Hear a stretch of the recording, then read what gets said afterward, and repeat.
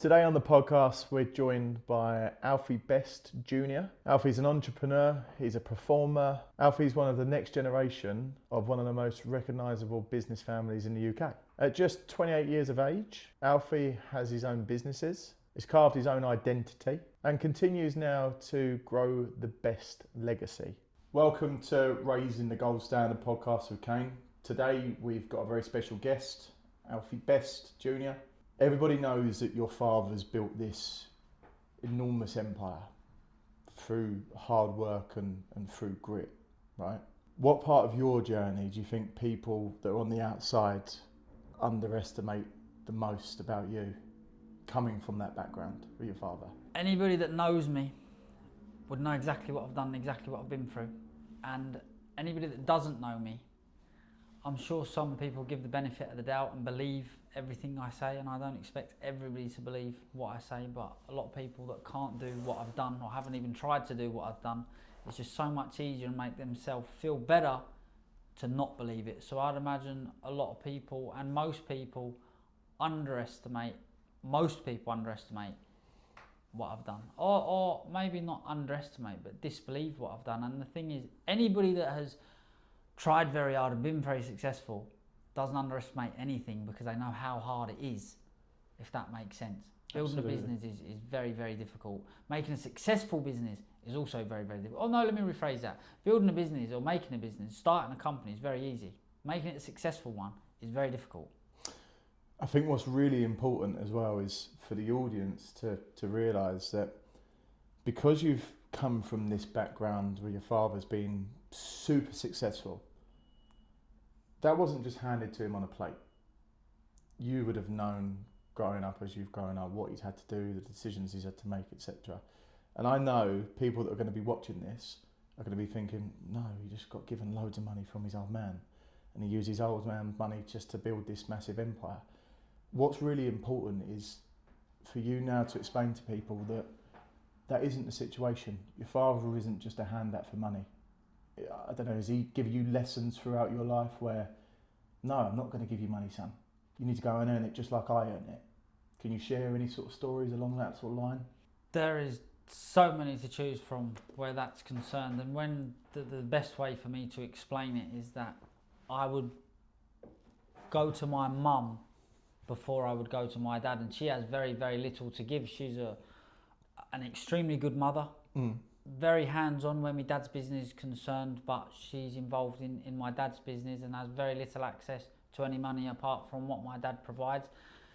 And she would give me very, very little, and I tried never to ask for it. And I'm talking at a very young age, between 12, 13, 14 and 16, and my dad has never... Which must have been difficult, because you would have been awake to what your father was doing, to always want to go to your dad and, Dad, can you do this? Can you do that? Can I have this? Can I borrow it? Because what I find quite hard now as a father is there's a fine line of spoiling somebody and then not spoiling them as a father, and I find that really hard. So was it hard for your father, do you think, not to give you everything you wanted, or was it quite militant? I think he's very set in his ways, and he's so tunnel vision to getting where he wants to go and what he wants to achieve. I don't believe it was hard for him, and I believe that he's of the mentality, very much like myself, is his way is the right way and there's nobody to tell him any different. I'd imagine that he would hear some people out, but at the end of the day, whatever his decision is, he will stand by that and convince himself 100% he is right, and most of the time probably he is right. It's important that people realise that because of that background, it wasn't just given to you on a plate. You've learnt those lessons and you've had to apply those lessons yourself. It's so much easier for people to look at me and say, yes, he's been given it. That's the best way for them to understand it. That's how they can understand that a young man has done as successful as myself. That's the best way for them to break it down, is to go, yep, he's had that give to him. Yeah. To them, that would make a lot more sense, because they don't know. They don't know what you have to do.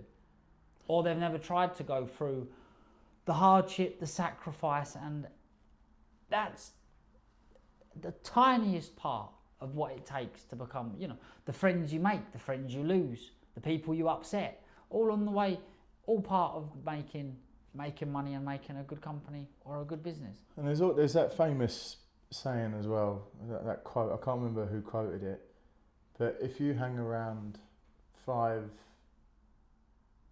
drug addicts, you will then become the 6th.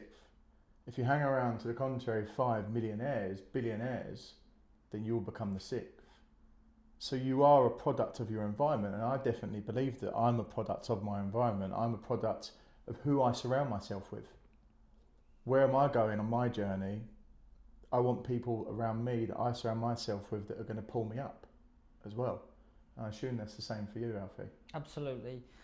You are the company you keep, putting it very simply. And I do believe that. And it's not easy finding good people to hang around with and people that are on the same path. Everybody's got their own vision of how they want to live their life and what they enjoy. And who are we to point the finger or tell them to live it any different?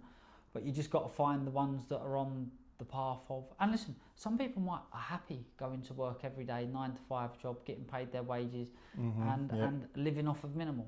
Yep. I'm not happy with that. And they're happy to surround themselves with 5 other people that are also happy doing that. And Exactly. And for me, I've never fathomed, as an entrepreneur, not in the position you're in, but of course aspiring to be as well. And I don't think age comes into it. You've got 16-year-olds that are multi-millionaires. I mean, you're 28, you're a multi-millionaire. I'm come up to 30. It's just how hard you can work at something. You're going to commit yourself perhaps more so than somebody else that just works a 9 to 5. We both have, or you both have, the same amount of time in your day, but there's just different minds. Your mind works differently compared to most people, and mine. I wake up in the morning, I say thank you to Jesus for being able to see the light. I think, right, what are my goals today? How am I going to get to my goals? If I can see something here clearly, really clearly, then I know that it can happen. Because otherwise, our human brain is one of the most powerful computers in the world, right? If something couldn't become a reality or couldn't happen, then surely our brain would just say, no, I'm not going to let you see that. So I'm a big believer of, you have to see it here before it becomes a reality, here in the life that we live too. Has carrying the name Best felt like pressure in some instances more than a privilege for you? Yes and no. It's opened plenty of doors, and it's also carried a lot of pressure, and it's never seemed to bother me. Again, I definitely wouldn't want to change it, let's put it that way. No, I think the benefit outweighs anything bad that's ever come with it, for sure. Play the hand that we've been dealt. Absolutely. There's 1 in a billion chance of life being born. And everybody needs to play the hand that they've got. But one thing is for sure, we've all got the same time in a day. We've all got the same options and opportunities. Again, it just goes back to the mindset. And I can understand a lot of people will look at this and say, having that name behind you is going to be a lot of pressure, because there's going to be a part of that name where, and I say this about my own father, you want to impress your father. I think every child wants to impress their father. Want to make our parents proud. 100%, that's life. That's what we're working towards. You want to make your parents proud so they can turn around and they can go, you know what? He fucking worked hard and he done it all in himself. I'll give him the guidance, which is what we can do as parents, but he's done it on his own. Has your father had that conversation with you where he said, Alfie, fucking proud of you, mate, what you've done? Not yet. It's coming, mate. It's Not coming. yet. I'm still looking. But I believe you. Listen, like you say, I believe it will come. But maybe he thinks that that's what I'm striving towards, and maybe he thinks if he was to have that conversation with me now, it might slow me down. So if he thinks that's what I'm chasing, he might just hold it back until he's ready. But again, we're very similar, but also very different. Me and my dad, and like you was just saying about, we've all got the same amount of time in the day. Exactly. Why can you do it and I can't? If we breathe the same air, fair game. Because it's what you're willing to sacrifice and how disciplined you're willing to be in order to bring yourself forward Yeah. and make yourself any different to anybody else. If somebody's, listen, it's very, very, very, very, very, very simple. Let's say you're not clever or not academically clever and have very, very limited contacts. There is a simple solution. If somebody works 5 hours, you work 7. If somebody works 7, you work 8. If somebody's running 1 job, you run 2. And I believe there's always an answer for absolutely everything, especially a way to become successful and to make money. And again, work rate is massive. Something you just said there about hard work, and there's a saying that I've always led my life by, that I was instilled by my granddad as a young lad. Hard work will always beat talent where talent doesn't work. And I have friends that come over my house, even still now, from when I was a child, and they come round and they say, God, you're so lucky. Fucking, it kills me when people say that. No, this isn't luck. This is me being at rock bottom 4 times, almost going bankrupt 4 times, right?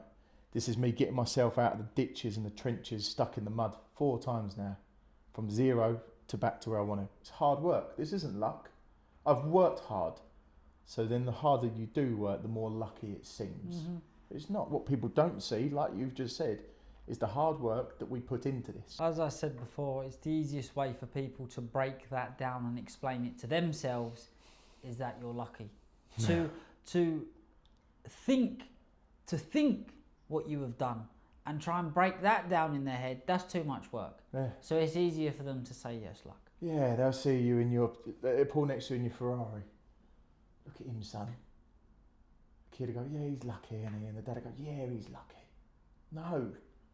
You don't understand what he's gone through to get where he is now. You see this image which is portrayed on social media of yourself and the videos, the holidays, the watches, the cars, the airplanes, etc., right? That's a separate world to reality, as we all know.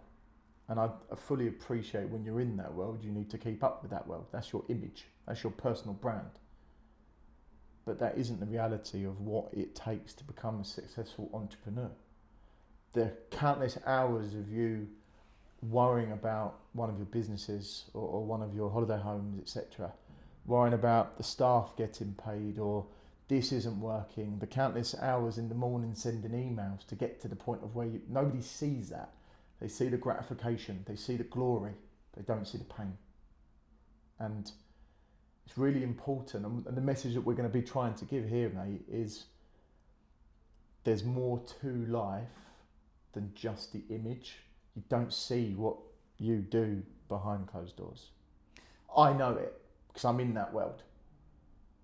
I know how hard you work. So putting it very simply, my Instagram is 85% fake to how I live my life. Yep. But what I do understand is nobody wants to go and follow me on Instagram watching me up to the knees in concrete or sitting ringing round cold calling companies that want my service or trying to sell spots in my WhatsApp community. Nobody's interested in watching that. Nobody wants to see that. However, I do understand the benefits of having a powerful social media that can reach, for me, 180,000. I understand other people don't have as big as followings as that. And I've been more privileged, I'd say, than lucky to be able to go on the mainstream media, Channel 4, ITV, which helped me get a big following.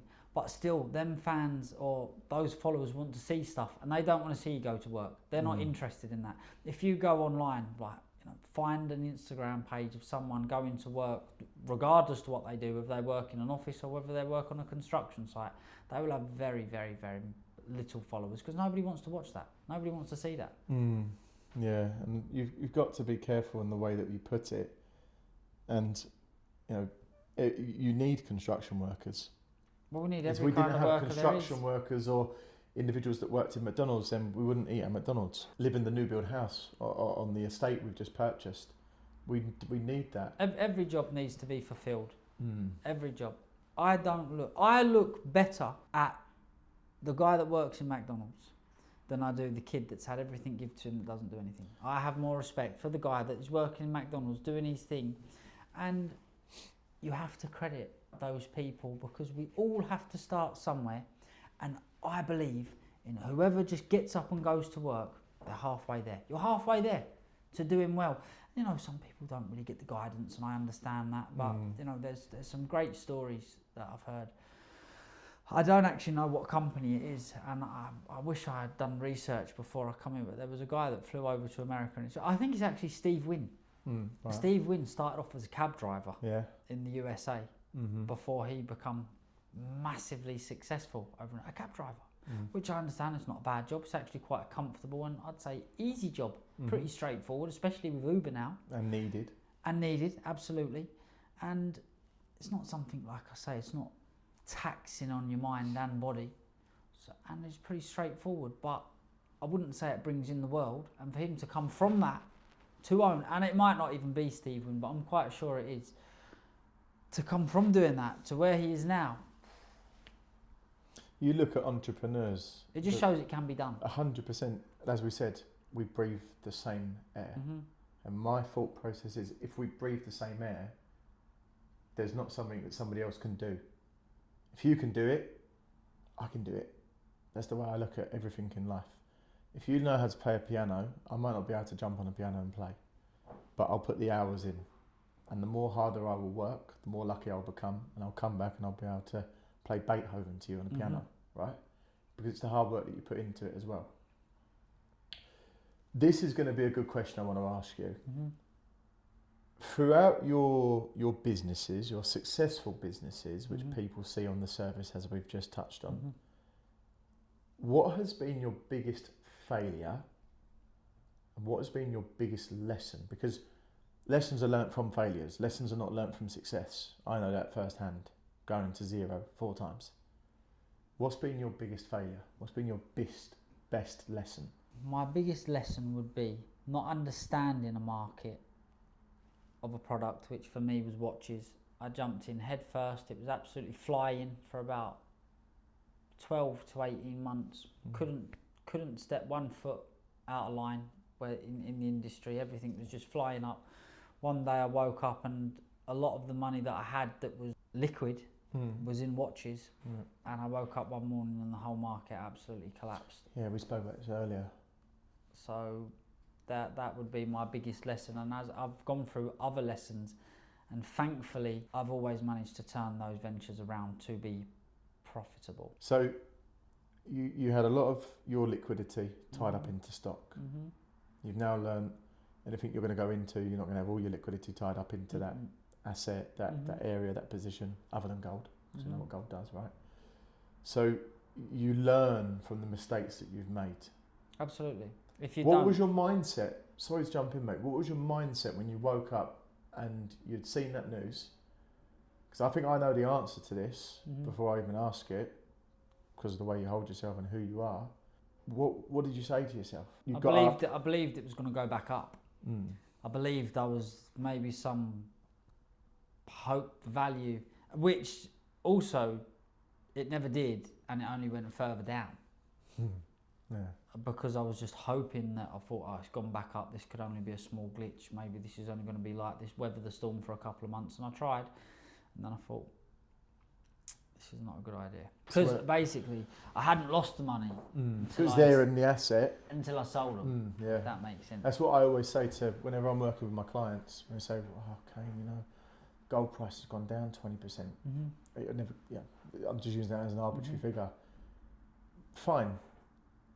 Who cares what happens in the middle, whether it goes up, down, left, back, forward, straight? I don't. What I do care about is what happens when we sell it. Yeah. You're smart because you've got assets, right? Your background is land, gold, physical assets, right? Something that you own. And you picked yourself up and you said, right, I could sit here, dwindle, be really upset, or I can cut my loss, sell them, I can move forward onto my next venture. Because on this next venture, I'm not only going to make that money back, but I'm going to amplify it by 100 times. Well, I had property before, and I was always told property was the safest option. And the money I invested into the watches was from what I earned in property. And then after I took that loss, that was when I then understood that there's other ways to, cars, watches. I understand they're a very good living for a lot of people, and a lot of people earn a lot of money. As I did over the whole time that I was doing them, I still buy and sell watches, but in a different format than how I was selling. I will not buy anything to hold anymore. Like I have to have either consignment. Either consignment, or if someone's looking to buy something, I will take a deposit and then go and source it. Absolutely.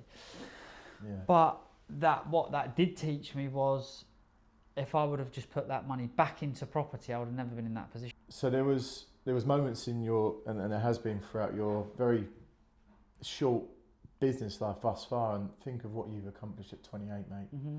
Think of where you're going to be when you're 48. Mm-hmm. I mean, I could bring Sky and make your bet on. Mm-hmm. And I could bet 10 grand that by the time Alfie Best is 48, he's going to be worth hundreds of millions of pounds. Mm-hmm. Because I'm sitting across the table too. I feel that energy. I have a plan to be able to do that. It's very simple, very straightforward. The plan is, so we earn little bits of money. I earn money through Instagram. Like I said to you before, I run a WhatsApp community, which is absolutely doing phenomenal. Yep. We'll put the community up as well. Absolutely, no problem. Again, all great, but it pretty much runs itself all off the back of my Instagram. Right? I have 3 mobile home park, and I have 2 flats, one in Kensington and one in Knightsbridge, one that's rented out full time or on a 2-year lease, and I have a flat in Knightsbridge what I Airbnb. So my plan is work every day, regardless of whether it may be buying and selling a watch, whether that may be on my WhatsApp community. I build up a small amount of money, between £5,000-10,000. I put that into gold or silver, because a lot you can actually do with £10,000 to keep safe, and that could potentially earn a substantial amount of money, which gold increases, very rarely decreases, same as silver, and your money is safe. And it's very liquid in gold. You can go and get your money back very quickly. And then I will keep repeating that process, and as I'm going out to earn another 10,000 or another 15,000 or another 20,000, that gold is slowly creeping up, faster than inflation's going down. Then I try to get to about 100 or 150,000 pounds. Then I will, during this time, I'm always looking for a mortgage. Sometimes I get them, sometimes I don't, depending on the state of the country at the time. And then I will buy another piece of property. So sometimes I'll have to work harder and try and get to about £500,000, because realistically, in and around London, you're not buying anything for less than £500,000. I'm making money whilst I'm making money, and the only way you can get rich is to make money when you're sleeping.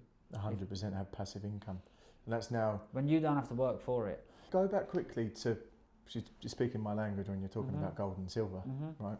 I believe in gold and silver. I have properties, but what a lot of people don't realise is owning gold gives you flexibility, gives you control in a world where control's being ripped away from you.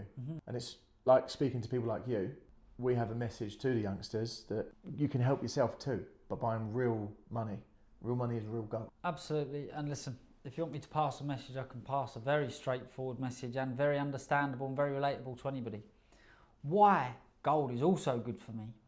Let's take away that it increases in value over time. You can't walk in a shop and spend it, which encourages you to save it or to go out and earn more money in order to spend it. So all the time it's in a gold bar, it's increasing, and it's realistically, this year has been a good year, but fractionally. It's always going up, but fractionally. Average is about 13% per year. But, fractions. It doesn't shoot up. You don't double your money overnight. No. Right? It's not no quick fix. No. However, when your money's sat in the bank, you've got a card. You want to buy that, bang, just pay for it. Just pay for it. You get it out, put it in gold, leave it, you don't touch it. You then go out to find more money to spend. In the system. Does that make sense? Not in a bank account or not in cash. It's as liquid as it's ever going to be, because you can go to any pawnbroker, any gold dealer, and they're going to buy it. And like you just say, it's the same value all over the world.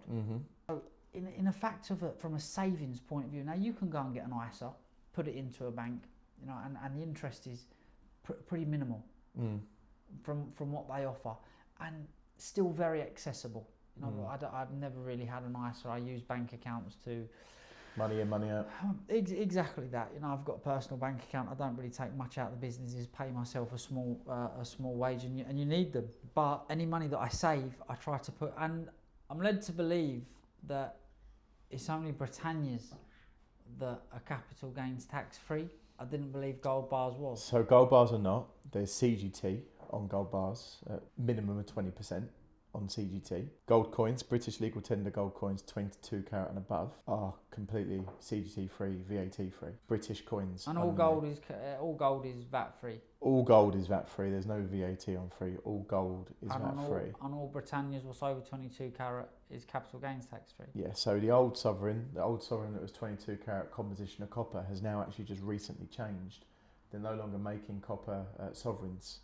They're only making 24 carat sovereigns now, pure gold. And if you're investing, if we've got an investor converting money into gold, you want to go for the purity. You want to get the 24 carat gold. You don't want to start mixing with composition of copper. You've been around some serious people throughout your life. This is important for me. I think I've got a good cloud of judgment. How do you judge if somebody is the real deal or a fugazi, a fake, essentially? Very difficult. Very difficult. And actions, and you can only judge them off of, and you say actions, also what they've done or what they're doing. Anybody can talk a good a lot of people can talk a good talk. Yep. Anybody can be forward. Anybody can sit in front of you and tell you whatever they want you to hear. Whatever they want you to hear. And some people can put it across a lot better than others. Some people might be really good at doing something, less better at explaining it. Very difficult to be able to tell if somebody's the real deal, if they're not, and obviously their history. History goes a long way, doesn't it? Of course, it's what they've done, integrity, like, what they've done, what they're doing, and you know, everybody deserves a chance, I believe. And absolutely. 9 times out of 10, if a couple of people or people you've got around you say no, they're not what they say they are, they're usually not. And if the same people say yeah, they are good at what they do, then they usually are. Is there a point though where you will make your own cloud judgment call? So even if you've got friends and advisors around you saying, listen, Alf, I wouldn't go near him, mate. Would you, we spoke about giving everybody the benefit of the doubt, giving everybody an opportunity. Would you yourself give anybody an opportunity so you can cloud your own judgment on that individual? Yeah, the ones that's worked their way into a position where they deserve it. The one that just asks for it, no, absolutely not. But for the person that's worked their way into a position that keeps trying, and you know, sometimes even to be a pest, and what they're doing and what they want to do, and then they could. But if it was of any financial risk to me, the answer would be no. I wish that there could be, we're so advanced in technology, where's a clone machine? So I can pop me into the machine and I can say duplicate by 10. Yeah. I'd love 10 of me. It's coming, hopefully. The next that'd be ideal, wouldn't it? I have 20 Alfie best, please. I'll have a few bars of gold with that as well. Yeah, that's it. We just keep on stacking, mate, as much as we can when we can. Because in my opinion, I've been doing this with my industry, in my sector. I'm one of the longest serving advisors, professionals, monetary historians, etc. And I believe that investing into gold is going to make people a lot of money. Let's not talk about what it could do. It Let's talk about what it's done. Not said, proven. Yeah, so from the 70s, 1970 to now, gold's up by 22,000% increase. And do you think there's ever going to be a crash? They're kicking the can that's on fire down the road to a point where they're going to come head onto a brick wall and they're not going to be able to get in it. It's going to be too tall to climb over. It's going to be too wide to go around. So they're going to have to go back, right? Whether it's a crash or a reset or recession, depression, whatever you want to call it, they're going to go back.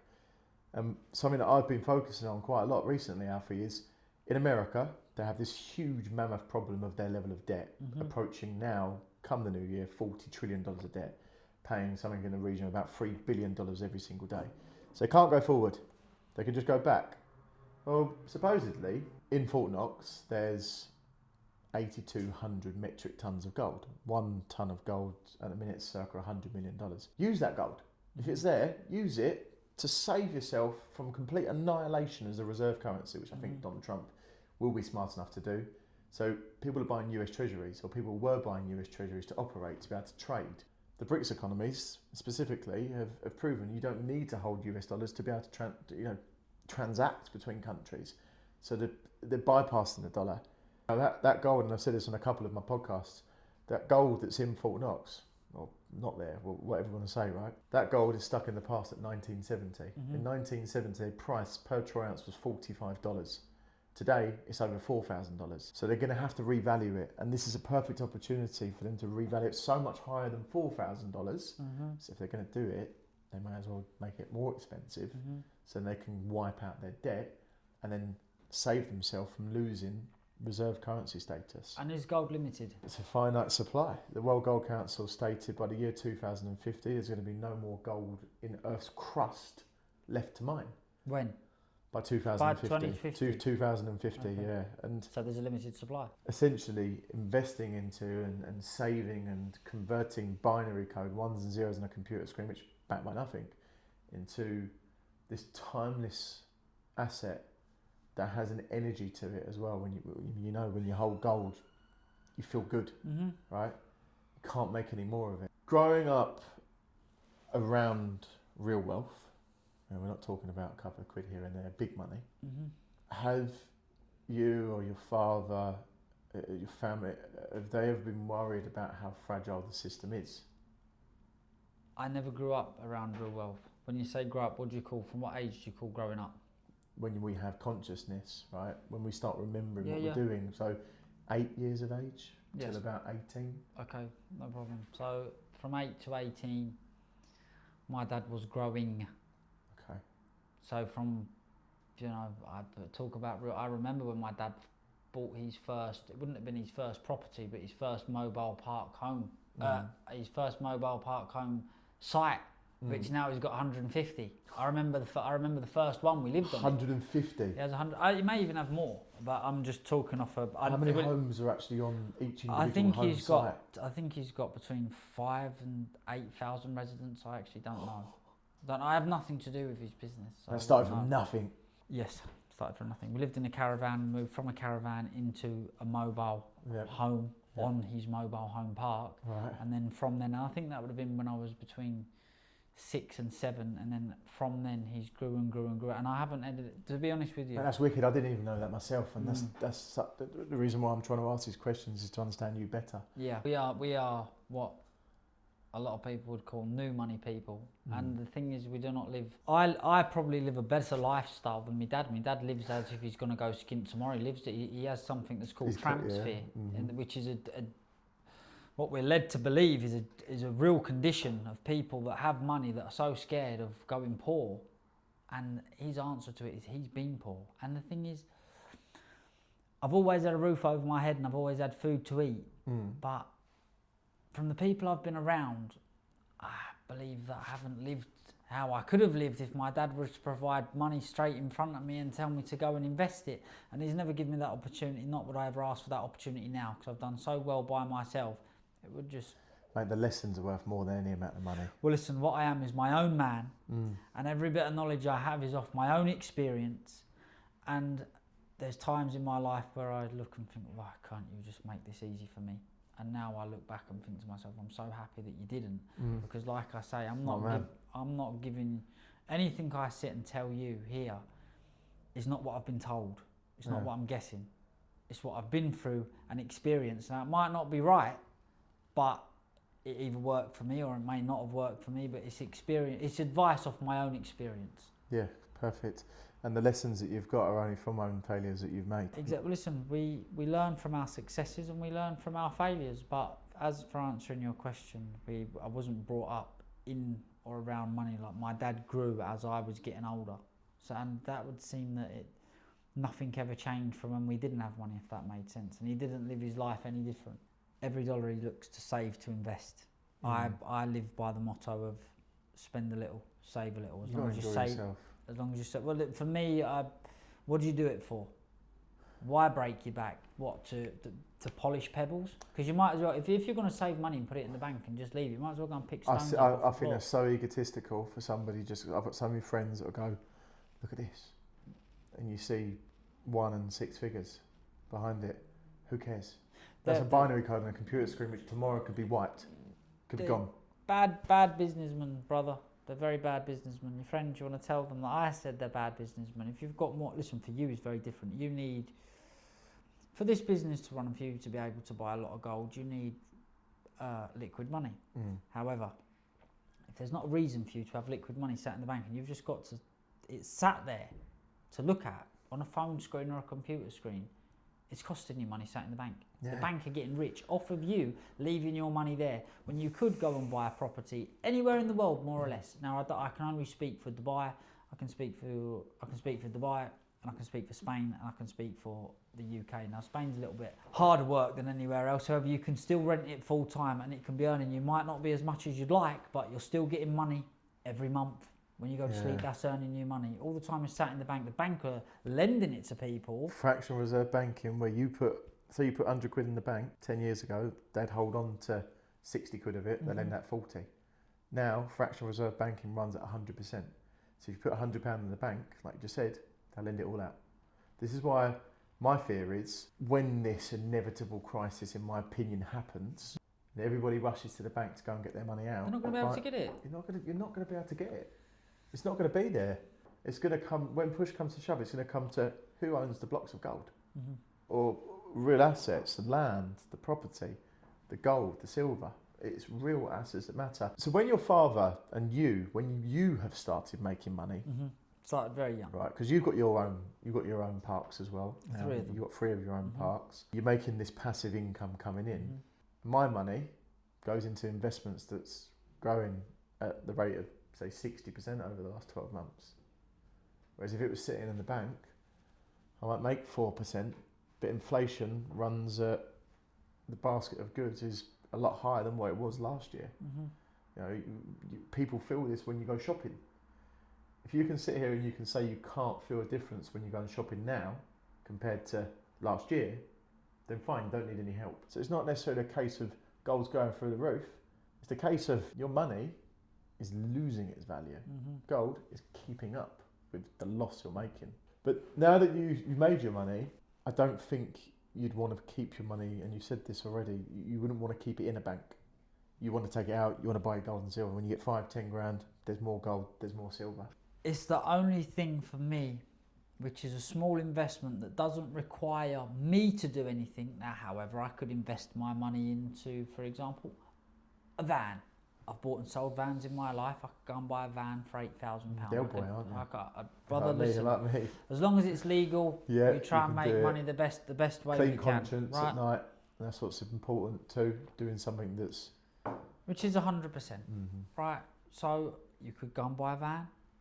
You then have to clean it, detail it, advertise it, show everybody around it, and then you've got the problem with if anything happens to the van. Because if you're trading vehicles, which I've had problems with trading standards before, because the van I actually sold, it's a long story for another day. However, they come on top of me for selling vans and not giving 30 days like calling off or return period, whatever it may be. However, that's what I can do with £10,000, right? Or £8,000 to earn £10,000. Another lesson you learnt as well. Another lesson, right? With gold, I buy it, I leave it, don't touch it. It's boring. It is quite boring in the sense it's not going to get you. But what's exciting is when you sell it. Who gives? You bought gold a year ago and you're selling today at 60% tax-free profit. My money's safe. Secure. I know I can sell it. You're in control of it. And it's creeping up. So what more can you ask Control's for? really important as well, Alf. Especially where we live in a world now where control is being stripped from us. It's being deprived. Taking back control. I see this as probably one of the last opportunities for us to actually protect what we've worked hard for. To have an element of control. I want control of my money. Investing into gold is saying, I'm not going to give the powers above us the control of my money. I'm going to take control of mine and my family's money. As a father, I'm going to control it. I'm the man. I'm responsible for it, not somebody else. And it's important too that when you're buying gold and silver, a lot of people just think, oh, you just keep it at home. Never, ever just keep your money at home because you put a massive target on your back. It needs to be in a vault. It needs to be in fully allocated storage because we know in the world that we live in, stuff can happen. So you want your gold fully insured and fully protected as well. If tomorrow the banking system collapsed, what asset would you be most relieved that you owned? Well, initially I'd like to say property. But if the banking system collapsed and I can't earn any money from my property because no one can pay me into my bank, so then I would have to say that I would be very relieved that I own gold. But to be honest, I think I'd have to be in that position to give you an honest answer. Of course. Listen, so much of my money is in property. And the thing is with gold is you can't rent it out and you can't use it. I understand that it increases in value, I do, and it helps me save money the same as it would help anybody save money. And whilst it's helping you save money, it's earning you money. But you sort of subtly, subliminally give me the answer. Maybe you didn't even realise you've given it to me here, Alf, because your mind and your body's telling you property, it's what you live, it's what you breathe, it's what you know, that's your expertise. But in your soul, answered the question for you and said gold. Your gold's still going to be there, right? The banking sector completely collapses. You've got to all deal with how do you get money? What is money anymore? What is fiat currency? Where does the money go? How do I get the money? Well, listen, in these circumstances, then obviously gold. It has to be 100%. Listen, if World War III broke out, which God forbid that it ever does, but again, you would be happy that you own gold. And you know, for hundreds and hundreds of years, it's always been a currency. Thousands of years. Thousands of years. I mean, the Egyptians used to bury dead relatives with gold for riches in the afterlife. And it's in most religious scripts too. Gold is a real asset. It will always be there. When everything comes crashing, you can go into your vault and you can take your gold out. Mm-hmm. And you can go and sell it, you can trade, you can barter. It's real money. It's generational wealth. My last question for you, Alf, because I don't want to keep you here all night, and I could very easily. Hard to stay, brother. It'd be nice just to sit here and talk. We just need a poker table. That's it. And some food delivered, and a couple of cigars, all right? If everything you had now disappeared tomorrow, your network, your socials, your money, gone. What do you think you'd discover about yourself? What would you go from being in that gutter with that mindset, knowing that you can just make it back? Do I have my experience? I haven't got my network. I haven't got my socials. You're allowed your experience. Your mindset and your experience stays intact. Okay, my mindset and my experience stays intact. I would be obviously distraught over what has happened, and I would be on my knees for, I think naturally nobody would be able to just bounce back straight away. But I think maybe after a week or two after you've pulled your head out your arse, confident that I'm very quick. I think I'd make it back in a quarter of the time. I can only imagine how much it would hurt to have your wealth and then wake up in the morning and it's gone. Right, listen, you've worked your whole life for that. It's just gone. Absolutely, but I would be very confident that I could do it in a fraction of the time, because everything that I've done, I was always learning on the job, and if I've got my experience and my knowledge, then I would know where to go, I'd know where to start, and I'd know what to do before and ever. And my dad was advising me, but my dad's advice, what he's giving me, is outdated. The advice my dad's one of my business partners, and that's a massive block I have too. Like the advice that they would give is from 30 years ago. It's a different place. It's a and the thing is that the people they're talking to and the people they're dealing with are of that same mindset, because they are also 30 years older than I am, or they're the same age as him, and they've lived through his times, and I do get it, But again, what used to work for you will not work for today. me. That's the hardest part of our job as well. When we're speaking to our clients, you think of the demographic of our clientele, 50 to 80, born into a completely different world compared to what it is today. Their mindset is in the past, and that's the hardest block that we've got to overcome with the people that we represent as real people. It's not about what we can buy, it's about what we can do and where we can go and how we can spend our time. If we've got money, we can enjoy our time a lot better than if we didn't. Listen, anyone can go to the park, anyone can go to the beach, but it's when you can go to the beach. If you haven't got, and listen, you might not work at all, so you can go to the beach whenever you want. However, if it's cold in England, is that going to be fun? No, but you could jump on a plane, a couple of hundred couldn't go, so it gives you freedom and choices. That's what I believe it gives you. It doesn't make you better than anybody else. I believe somebody should be judged on how hard they work, regardless to what they get paid. Because there's some people out there that have a dream and they pursue it so hard and don't make it. Yeah. But you have to take your hat off and say, well done. You've got up. You fucking tried, mate. You worked your ass off to get. You had a vision. You had a goal. You had a time frame. You haven't hit it, but you continued to do the grind of what you needed to do. And only good things come from that. Absolutely. regardless. The harder you work, the more lucky you will become. It's all about your mindset. As humans, we're creatures of habit. We don't like change unless it's inflicted upon us. But at the same time, as humans, as creatures, we can change how we feel with a click of a fingers. And that's how I run my life, and you run your life too. There's no. I try. There's no space for negativity. It creeps in, and you question yourself sometimes. You look yourself in the mirror. Can I still do this? Listen, God. every day is not going to be a good day. No. 100%. And without the bad days, we don't know what the good days are. True. So just embrace them all, isn't it? 100%. Either a lesson, and it's also about surrounding yourself with a community of people. Hence the community that you've built of like-minded people. It's who you are around. They're either going to bring you up Or drag you down. drag you down. All right. Alfie, I want to say thank you so much for coming on today. We could very easily sit here and talk for hours. We're two of the same people. We're both entrepreneurs. We both have goals that we want to hit. We both have time frames to hit it in. We're both fathers, but I'm not going to keep you all night. I do need to get home. Brother, I appreciate you having me on. I wish you the best of luck with what you've got going on. And if anybody's looking to buy any gold, Britannia Bullion, he's your man. So what we're going to do also as well, we're going to give you a code, so for your audience as well. So every purchase of 1 certified ounce of gold will be a free silver Britannia for the person that's purchasing. So it's a little gesture that we're passing across, because we spend a lot of money on marketing, as you can imagine, and we'd rather pass that reciprocity over to your network, to your friends, your family, your followers. We believe in reciprocity. So cheers, mate. I appreciate it, brother. Been a pleasure.